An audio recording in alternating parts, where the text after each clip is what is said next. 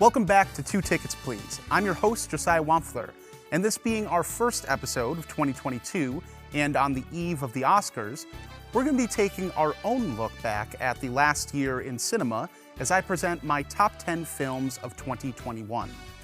We'll also be looking forward to a bunch of new films coming to our area as I interview programmer Benjamin Reiser from the Wisconsin Film Festival, which will be happening in Madison, Wisconsin from April 7th through the 14th. We'll discuss how the festival fared through the pandemic, their lineup for this year, and how they pick the films that are screened. But first, I'll review the back 5 films of my top 10. Here we go. My number 10 film of 2021 is The Novice, which is the feature directorial debut of Lauren Hadaway, who also served as the film's writer.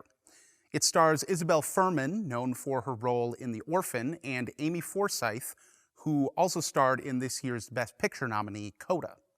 Here's the pitch. Imagine you combined the Hall of the Mountain King rowing scene from The Social Network, Whiplash, and Black Swan into one film. That's basically The Novice. Hadaway's film follows a young college student's drive to become the best at a sport she only just picked up. Joining the novice rowing team, Alex Dahl, played by Fuhrman, quickly becomes enraptured with the idea of making varsity and surpassing anyone in her way, which happens to include a new rival and friend, played by Forsyth. This heart-pounding examination of obsession and the psychological toll the pursuit of greatness can take has much to recommend it. You know how no one seems to know how to edit anymore, so every movie is like over 2 hours? Not Hadaway. The Novice is a tight 96 minutes, and it absolutely rips. Even with such a seemingly mundane premise, The Novice feels like a heart-pounding thriller from beginning to end. On her first at bat, Hadaway has delivered an incredible character study with stellar performances. The Novice is a feast for the eyes and ears, with images that feel like a Caravaggio painting in 4K, and a score from Alex Wesson that similarly recalls that Baroque period, but twists it and filters it through a more modern electric sound. I simply cannot wait to see what Hadaway delivers us next. The Novice is available to rent on various VOD platforms. My number 9 film of 2021 is Parallel Mothers from the great Spanish director Pedro Almodovar. The film stars Penelope Cruz, Melita Smith, Israel Elizalde, and Aitana Sanchez-Gion. This Spanish-language film centers on 2 women, Yanis, played by Cruz, who is older, and Ana, played by Melina Smith, who is quite young. They both become pregnant by accident and meet each other in the hospital while giving birth. They become friends, though they start with much different perspectives on motherhood, as Yanis is excited and Ana has regrets. Yanis begins the movie on a mission to exhume a mass grave in her hometown where she believes her grandfather is buried, executed during the Spanish Civil War. Ana has her own traumatic past that she is attempting to reckon with that slowly gets uncovered throughout the film. Parallel Mothers, like much of Almodovar's work, is melodrama. Despite on the surface appearing to be a pretty simple film about motherhood, Almodovar takes his characters down a significantly darker, more sensationalized, and deeply emotional path that lays bare all of their flaws and insecurities. Yanis must reckon with some extremely shocking revelations that complicate her newfound joy in motherhood and send her into a web of lies even as she seeks the truth of her own family's past. Her actions at times are reprehensible, but through Cruz's powerful performance, we stay with her every step of the way. In Parallel Mothers, tragedy seems to be constantly lurking around the corner, a feeling which is supported by a superb score from Alberto Iglesias. It is a score that is bursting with life and emotion, but on a knife's edge, with the ever-present tension that it could all come crumbling down under the weight of the truth that is being shrouded in secrecy. Truth is what Parallel Mothers is ultimately about, and how the failure to reckon with it can create divisions between people and leave unhealed wounds festering, leading to greater problems. But it also leaves us with an important message, that when we truly reckon with the truth of our past and accept responsibility for our actions, a process of forgiveness and reconciliation can begin. Parallel Mothers is available to rent on various VOD platforms. My number 8 film of 2021 is Shiva Baby, another feature directorial debut, this one from Emma Seligman, and it stars Rachel Sennott and Molly Gordon. Shiva Baby is a knockout debut, and I'm sure Seligman was helped in getting it made by a fantastic logline. A college student, played by Sennott, attends a family Shiva where she runs into her ex-girlfriend and her current sugar daddy. Our protagonist, Danielle, leads a driftless and disorganized life, unsure of the direction she wants to head, which, girl, relatable. After a quick bout of intimacy with her sugar daddy, she heads straight to the Shiva she forgot was happening, looking a bit out of sorts. The Shiva, which is a Jewish gathering after the death of a loved one, is filled with extremely relatable interactions as Danielle is mobbed by family members asking her about her career plans, criticizing her, and whispering about her weight loss behind her back. On top of all of that, she has to deal with comparison to her ex-girlfriend Maya, played by Gordon, and the eventual arrival of her sugar daddy launches this already uncomfortable gathering into an absolute nightmare. A line from a Letterboxd review perfectly captures this. Can a movie approximate what being trapped in hell feels like? I don't know, but this film comes close. Shiva Baby is not a horror film, but it certainly does feel like one at times. The claustrophobia of the cinematography, the horrifying tension and dissonance of the score, and the frankly traumatic journey that Danielle goes through are truly hellish. Yet through all of that, even though Seligman does a great job of making you feel the horror of the situation, as the premise would suggest, there still is a good amount of comedy in Shiva Baby, even if it is of the more awkward variety. What truly sells the film is the performances of its cast, though. Everyone that Seligman assembled is tremendous, but for Sennott, Shiva Baby is a true star turn. She is the emblematic failed daughter that is deeply flawed and is far too wrapped up in herself, yet she is eminently relatable. It is the reason being trapped with her in this hell, partially of her own making, is ultimately worthwhile. We laugh and suffer through it with her because ultimately we're rooting for that disorganized and lost part in ourselves. Shiva Baby is streaming on HBO Max and available to rent on various VOD platforms. My number 7 film is one that I've already covered on this show, Bo Burnham's Inside. When a work of art so perfectly captures the current moment, in all of its messiness, its humor, and its sorrow, the definitions of what is and isn't a film fall away. Cinema to me is taking a journey into the human soul itself, where we can confront our own personal journeys, where we can reflect on how we treat others, and where we can ponder human society itself. I'm sure if Bo were here right now, he'd be telling me to shut the heck up and stop being pretentious, and maybe he'd be right. But I truly think Inside fits that definition. If you spent any time on social media during 2021, you likely heard the music from Inside. You likely saw people talking about it and referencing it, because in so many ways, this supposed comedy special spoke so clearly to our feelings on the world, especially in the darkest moments of the pandemic, but also generationally, both millennials and Zoomers alike. And as we are wont to do, Inside finds humor in the darkness, even while admitting that the darkness is pretty powerful. If you would like a more in-depth review, you can check out episode 3. Inside is streaming on Netflix. And for my number 6 film, we have another film I have already reviewed, Dune. Denis Villeneuve brought big-budget, smart sci-fi back with a vengeance. I would argue he already did it with Blade Runner 2049, but while that film was unfortunately unsuccessful at the box office, Dune was a phenomenon, and rightfully so. Villeneuve assembled an all-star cast to help him weave an incredible tale with stunning visual craft, an immersive soundscape, and truly one of the greatest Hans Zimmer scores of all time. Actually, let me just expand on the Zimmer score here, since I only touched on it in my previous review. The Dune score is tremendous. It is not easy to score a film with music that at once blends into the world of the film, but also is memorable and iconic. Since seeing Dune, I've just put on the soundtrack by itself, and it is an incredible work of music all on its own. But hearing it in the theater, combined with the immaculate cinematography of Greg Fraser, was truly an unforgettable experience. And this film was only the beginning, only part one of the story. If you want a more in-depth review of the film, please watch episode 4.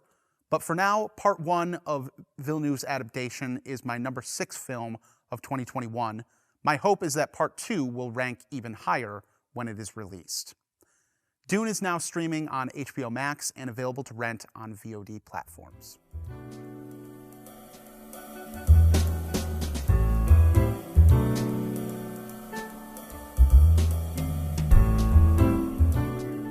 So, taking a break from my top 10 list, I am joined by Benjamin Reiser, a programmer for the Wisconsin Film Festival. Thank you for joining, Ben. Thanks for having me. So, the Wisconsin Film Festival is an annual festival that takes place in Madison, Wisconsin, in partnership with the UW. This year's festival will run from April 7th through the 14th. With screenings taking place at various locations throughout the UW campus, as well as at AMC Madison 6. So, Ben, I want to start off by asking you, what do you think makes the Wisconsin Film Festival special to you? We've been going now for 24 years, and it's amazing to me every year that suddenly Madison becomes quite the movie town in April. And suddenly there are people standing in lines around the corner, waiting to see movies, and packing themselves into movies, and not just movies, but foreign films from around the world, restorations and rediscoveries of older films. The films that if they were showing commercially throughout the year at local theaters would probably have 2 or 3 people per screening in attendance. And so it's this magical thing where every time we have this festival, people turn to me and say, where are all these film fanatics the rest of the year? How does it? And I don't know the answer to that. I mean, I'm assuming they're at home watching movies on their phones or on TV. But we love the fact that this seems like the whole city kind of rallies around this film festival and is sort of taking it in, and there's like a civic pride, and there's like a great sense. So I would say what makes it special is this great sense of community that happens every year around the film festival, where people stand in line and talk to people that they may not know, and only have a common link because they're at the festival together, and they tend to talk about the films they've just seen or talk about the films they're about to see. So it's a great place to sort of be around your neighbors, other people that live near you, and to sort of unite around a love of movies. Yeah, and obviously, speaking of community and being around people, within the last several years, you haven't been able to actually hold the festival in person. So just wanted to ask, how the festival dealt with that time period, and how you adapted, and how maybe it has changed things going forward. Yeah, well, our 2020 Wisconsin Film Festival, which was scheduled for April of 2020, tickets went on sale about a month before the festival, in the middle of March. And 6 days later, after we had sold about 15,000 tickets, we had to cancel. Everything shut down. The university shut down. The world shut down. And so that wasn't enough time for us to sort of pivot and be able to present the festival in an online setting for that year. Although we did a little bit of that. We were able to share some of the movies, and in particular, we were able to share some of the Wisconsin Zone selections. The Wisconsin Zone series is the section of the festival where we take submissions from filmmakers who have a connection to Wisconsin, or films that were filmed here. And that's a small portion of our overall festival, but in any case, we're able to share some of those. And then we never imagined that a year later in 2021, we would still be in a situation where we couldn't have our typical in-person festival, but we were. And in 2021, we had enough time to prepare for that. And so as a one-time only thing, we switched our model to being an online festival where people could watch the entire slate of films. And I think we had about 120 films last year that people could have access to 24 hours a day, 7 days a week for an 8-day run of the festival, which is our typical length. And so some people love the online experience. And then we had people saying, "Hey, we really liked it. Can you offer some sort of hybrid in 2022 where you do some in person, some online?" And the answer was no, we can't. We need to focus on getting back into theaters. And so that's where we are now. So the opening night film is it Anais or Aeneas in Love? I say Anais, and I don't know Anais. how I got that That pronunciation, that but sounds French. Yeah, yes, oui, that sounds oui. Yeah. correct. So that's the opening night film. I just Yeah. wanted to get your thoughts briefly on, like, why the festival chose that as the opening night film. Well, it's a good question. For a long time, the festival didn't have an actual kind of opening night film per se. We would open the festival on a Thursday night at all of our venues at the same time. And so there would be 5 or 6 films or 7 films playing at once. And, you could pick any one of those. But at some point in the last 6 or 7 years, we said, why don't we try to just on Thursday night get everyone into our largest theater space, which this year is Shannon Hall at the Memorial Union on campus. It's an 1,100 seat venue. So it's a gigantic theater space, like Yeah. the equivalent of one of these old movie palaces. Um, and so and just pick a single film and sort of get the festival started in like one spot where we can make some speeches and give out some awards and just have a good time and have a reception and all that stuff. So ever since we decided to do that, it's been a thing every year. Okay, what is that opening night film going to be, and how important is it that we pick the right thing? And the answer is, there's never going to be a single film that sort of represents the whole festival. People ask me every year, what's the festival's theme this year? And the answer is we don't have a theme. Yeah. We're showing 150 films. If we were going to pick a theme and try to find 150 films that fit that theme, we'd be in a lot of trouble. So Yeah. basically, each festival has every theme you can imagine. You want to see 5 films about incest? We probably have them. You want to see, 5 family-oriented films? We probably have those too. You want to see 5 science fiction films? We've probably got 5 science fiction, et cetera, et cetera. Anyway, so for our opening night, I think we try to find something that we think a general audience just looking to have fun to start the festival off will enjoy. And this year's film, Anais in Love, definitely fits the bill. Although I will say that this year in particular felt to me like it took us a long time to sort of narrow down 2 or 3 films that we were thinking of for opening night. There was a Russian film that we're showing actually the next night called No Looking Back that we were considering for a while, kind of like a Russian sort of Coen Brothers feeling film, kind of a fun, I'm excited sort for of that one. violent action comedy, and that almost became opening night. But this one is sweet and charming and sexy. It's got a little bit of nudity in it, so it's maybe our most risque opening night selection that we've had so far. But I think people will enjoy it. It's a crowd pleaser. Yeah, so obviously that film is a French film. There are many other foreign language films in the festival. I just wanted to ask, is that a particular priority for the festival, or is that just kind of how the programming worked out this year? It's pretty typical for us. I wouldn't say that it's like a priority. I think that our priority in general is to find what we think are the best and most interesting films that have become available in the past 6 months or so for us to screen. And so in a way, we tend to describe our festival as sort of a best of some of the other festivals, so that when Mike and Jim go to Toronto, or they go to Sundance, or they go to Bologna and other festivals, they're really just looking for films that they think our Madison audience would enjoy, or that they enjoy. And so we don't exclude anything. And so that, what that turns into is that, there are people are making films all over the world, and they're terrific, and we're here to show them. Yeah, for sure. So I just wanted to give you an opportunity to highlight maybe some a couple films that you personally really loved that you think people should make a priority of checking out.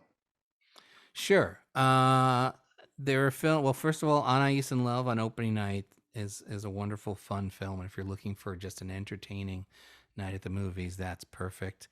The next night at Shannon Hall, we have that No Looking Back film, which we talked about already. But before that, we have a film called Stay Prayed Up, which is really on the other end of the spectrum. It's a documentary about this female gospel singer who is, I think, probably in her 80s. And she's been Yeah. doing this for a long time. She's an amazing singer. And she got together with sort of a hip dude out of Eau Claire, Wisconsin. And they recorded an album a few years ago. And so it's really her story. You spend an hour and a half with her, get to see what her daily life is like, see her singing, see her recording, see her attending church. We learn the backstory of the gospel group that she was with for many, many years. So that's another great sort of fun night at the movies. And she's coming for the film and is going to give us a small concert after the movie. So Friday, Oh, April 8th, Stay Prayed Up is the name of the movie. Mother Perry is her name, and that's going to be a great night. And then you can, as soon as you're done watching Stay Prayed Up and seeing her sing, you can stick around for No Looking Back and watch a very bloody Russian action comedy. So that's like a very interesting double feature. There's also a new documentary by Rachel Lears. She's the woman who directed a documentary that sold out Shannon Hall for us a couple of years ago, Knock Down the House, which was sort yeah. of the story of AOC's candidacy and winning that election. And this is sort of a follow-up documentary about trying to get the Green New Deal passed in Congress. And Rachel is going to be here to present her film. So that's something I'm looking forward to. We love it when we have guests who are here to present the films that they've worked on. So those Nice. are, I mean, I could go on and on and Yeah. on. Yeah. I haven't seen anything yet that was disappointed in or wouldn't Oh, yeah. recommend. Um, but the thing is, many of these films I haven't seen yet. You know, the films that Jim and Mike program, sometimes I'll get a screener, an advanced screener, but most of the time I won't. And so I need to sort of plan out my festival just like everyone Mm. else. And I've got a lot of other things I need to do while the festival's happening. But for the last 4 days of the festival, after we're done on campus and we just sort of camp out at AMC Madison, Yep. that's when I say, okay, I can take a breath now. I need to plop myself down and watch a bunch of movies with everybody else. Yeah, so I just wanted to mention several that I uh, kind of have on the list. I don't know if I'll be able to make it everything, but so obviously the opening night film, uh, film called Hit the Road, the No Mm-hmm. Looking Back, Unbearable Weight of Massive Talent, Mm-hmm. The Cathedral. I was really interested in. Yeah. Um, Talking the Pictures looked like a Mm-hmm. really cool Japanese film about like the during like the The silent era. silent era when they had people standing next to the screen and like doing the dialogue or reading Yeah. the intertitles, but like, you know, dramatizing them.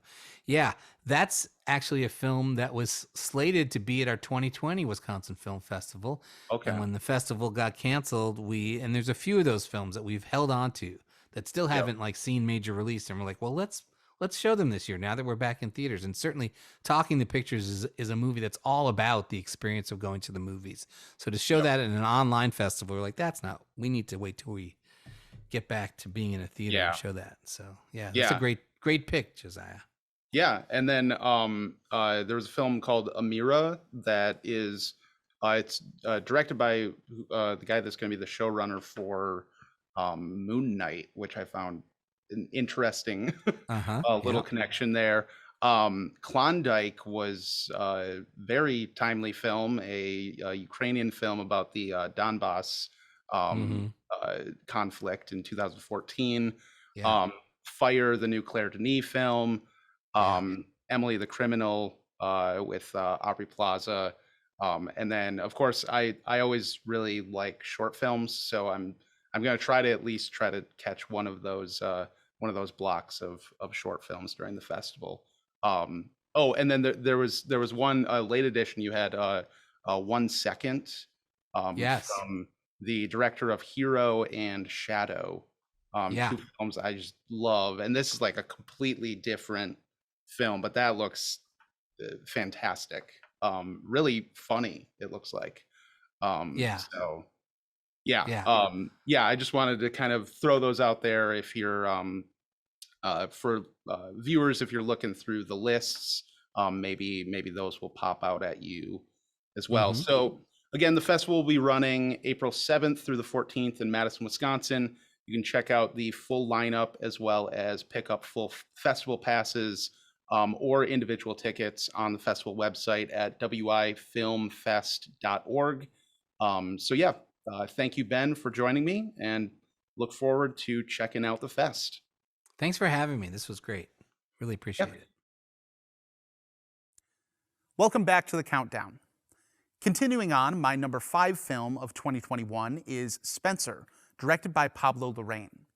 Starring Kristen Stewart as Princess Diana, Spencer explores Christmas for the royal family in 1991 as there are rumors in the press about the infidelity of Prince Charles, and Diana is assessing her future with her husband and as a royal.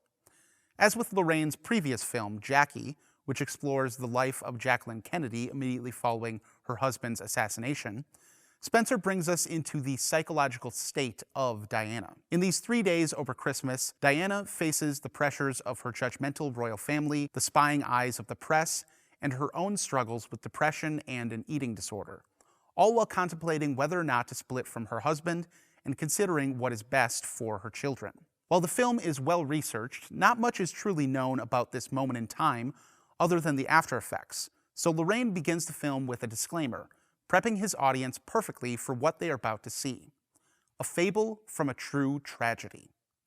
Spencer makes good on all aspects of this statement. Larraín presents the life of Diana in all its visual splendor, with ornate sets, beautiful costumes, immaculate hair and makeup, and a vintage look to the cinematography that really brings us back to 1991. Yet beneath all that glamour and the gorgeous scenery lurks the tragedy.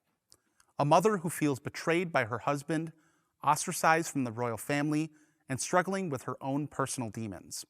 And an icon that will suffer further tragedy later on. For all of Larraín's craftsmanship, though, it would be all for naught if he didn't have a great Diana. And let me tell you, he chose the perfect Diana. Kristen Stewart has been building a magnificent resume in the indie film world for years, but never before has she attempted to capture the essence of such a world-renowned and beloved figure as Diana. Stewart nails the look and speaking style of Diana, but more impressively, she captures her humanity, warts and all, in a performance that is truly Oscar-worthy. This gorgeous and haunting film is currently available to rent on various VOD platforms. Moving on to my number 4 film of 2021, it is director Mike Mills' Come On, Come On. It stars Joaquin Phoenix, Woody Norman, Gabby Hoffman, and Scoot McNairy. Phoenix plays Johnny, an emotionally reserved radio journalist who is traveling the country interviewing kids about their opinions on the current state of the world and what the future will be like. When visiting his sister in LA, he suddenly is thrust into looking after his young nephew Jesse while she attends to a mental health crisis her ex-husband is going through. Johnny brings the peculiar Jesse with him as he continues to travel the country, quickly learning what it is to be a parent and care for another person. Come On is a tender-hearted tribute to motherhood. Its protagonist may be Phoenix's Johnny, but the soul of the film rests in his sister Viv, played by Gabby Hoffman. I've been a huge fan of Hoffman ever since I saw her in the Amazon series Transparent, and I'm so glad to see her back after several years away from acting, and in a performance I truly found to be awards-worthy. Hoffman's Viv shows the immense strength, resiliency, and patience it takes to be a single mother. Her relationship with her brother Johnny had become distant after the death of their own mother, but it is in starting to understand the weight that Viv carries that Johnny begins the process of repairing their relationship. Come On is an empathetic look at how caring for another person can teach us things about ourselves and cause us to finally look outward and gain new perspective on our lives and our place in the world.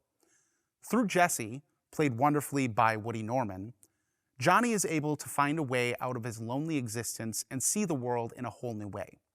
Director Mike Mills has called it a fable in this way, which is why he chose to present it in breathtaking black and white with the help of cinematographer Robbie Ryan, giving the film a mythic quality. All of this makes Come On, Come On one of the most beautiful films I saw last year, both visually and emotionally. Come On is available to rent on various VOD platforms. My number 3 film of 2021 is Jane Campion's Western, The Power of the Dog. It stars Benedict Cumberbatch, Cody Smith-McPhee, Kirsten Dunst, and Jesse Plemons. The film centers on the Burbank brothers, Phil and George, played by Cumberbatch and Plemons respectively. They own a ranch in early 1900s America and have very different views of the world and how they should operate in it. When George brings home a new wife and her son, Phil responds with mocking cruelty, alleging that his brother has made a grave mistake. The Power of the Dog is an exploration of masculinity using one of the most prototypically masculine genres in film. In the Hard and West, Phil has learned to tamp down on his emotions and to hide his inner soul. George, on the other hand, seems to feel more at ease expressing himself and seeking out love, which is why he decides to bring Rose, played by Dunst, and her son Peter, played by Smith-McPhee, into his family. Phil sees Rose as a conniving charlatan seeking to exploit his brother. Her son Peter is a slightly effeminate and intellectually curious boy who Phil projects disgust towards. Underneath the surface, Phil clearly sees some of himself in Peter, though, and he responds by tormenting the new additions to his family, unaware of the coming consequences. Campion's slow-burn Western is immaculately shot, patiently paced, and boasts a core cast that is truly at the top of their game. Cumberbatch and Dunst in particular give some of the best performances they have ever recorded as the primary adversaries of the film. The complexity Cumberbatch lends to his performance makes the actions of his character all the more heartrending. The Power of the Dog speaks to the toxic culture that the confines of traditionally defined masculinity can create, and the ways in which those expectations can hurt our relationships with our community, our families, and ourselves. It is a fantastic film with some truly shocking twists and turns, and it is currently available to stream on Netflix. Approaching the top of the list, my number 2 film of 2021 is Ridley Scott's The Last Duel.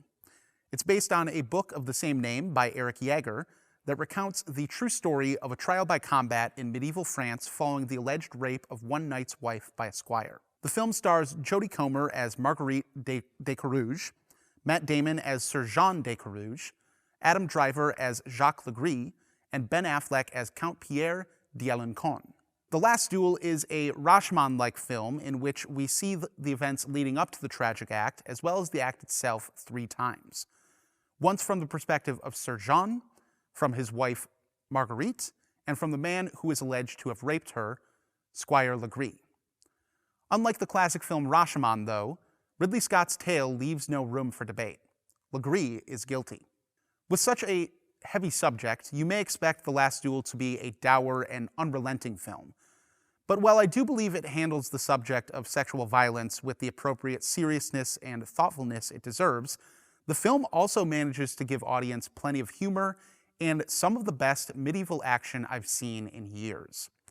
With a screenplay by past award winners Damon, Affleck, and Nicole Holofcener, The Last Duel skewers the masculine knights of this time, presenting them in a similar light as a film may present frat bros at a college party. Damon's Sir Jean is rightfully laughable, even in his own story.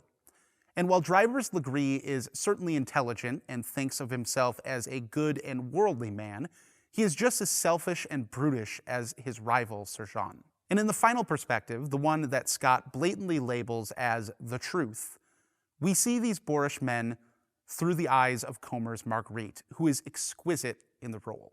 There was understandable fear that Comer's role in this film would be reduced to that of a damsel in distress, and that the crime she was victim to would be used only as a plot device, because that's what has been done far too often in films.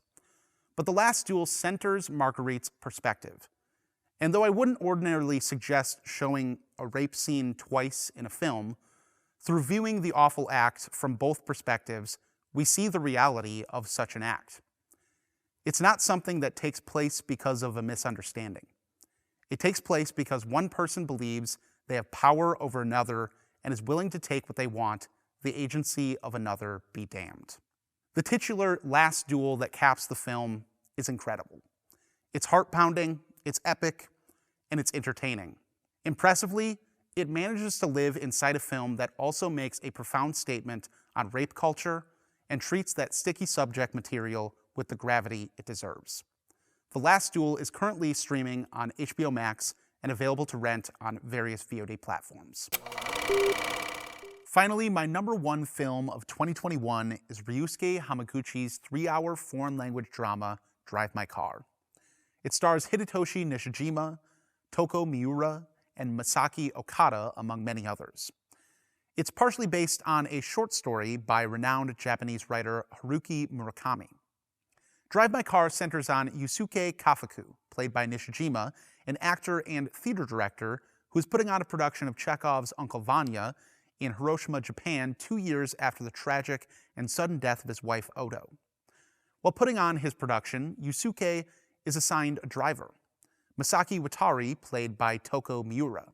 This young 23-year-old woman soon becomes a close confidant of Yusuke, both of them having a tragic past with unhealed grief they are learning to live with. That's the extent of what I will reveal about the plot of Drive My Car, as fittingly for a film featuring a Chekhov play, there are many guns lying around, and it's best to experience them going off without prior knowledge.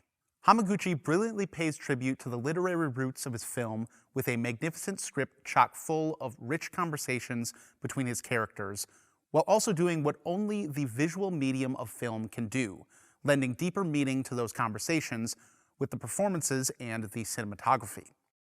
In Drive My Car, it is not only important what people say, but how they say it, and the subtext boiling below the surface. This is beautifully demonstrated from the very start of the film, with Odo shrouded in shadow against the looming twilight of the morning, beginning a mysterious story about a young girl sneaking into her crush's house that will become incredibly important to understanding the subtext of her own life after her passing. It is also a story that is so impressively good, it feels like it deserves its own movie. Drive My Car is a deliberately paced and measured film, reveling in the conversations of its characters and the minute details of their lives. Despite its length, I have already watched it 2 times in the last several weeks, drawn back to the beauty of its frames and the dynamic brilliance of its prose. It is masterfully crafted, with every shot, every line of dialogue, the space between those lines, and every facial expression serving its grand but ultimately humanistic narrative of 2 people struggling to overcome grief and find a way to truly live. Drive My Car ultimately is my favorite film of 2021 because it is a film in pursuit of life's meaning, and it is posing challenging questions to its characters and its audience. I think, like any great art, cinema can force us to reckon with our own humanity and the humanity of those around us, and in the best of circumstances, help us to see the world in a new way. Drive My Car is certainly one of those films, and I highly recommend checking it out. It's streaming now on HBO Max and available for rent on various VOD platforms. That wraps up this special episode of 2 Tickets Please. Before I go, I just wanted to shout out several honorable mentions that didn't make the list. So here we go. Ridley Scott's other 2021 film, the hilarious House of Gucci, Paul Verhoeven's sacrilegious queer nun film, Benedetta, Guillermo del Toro's twisted circus film, Nightmare Alley, Paul Schrader's crazy poker film about seeking redemption after committing heinous acts, The Card Counter, and the Nick Cage vehicle about a hermit chef tracking down his stolen pig, Pig. If you have any recommendations for future films I should cover, you can email me at josiah@ocamedia.com. I'd love to hear them. Thanks for watching.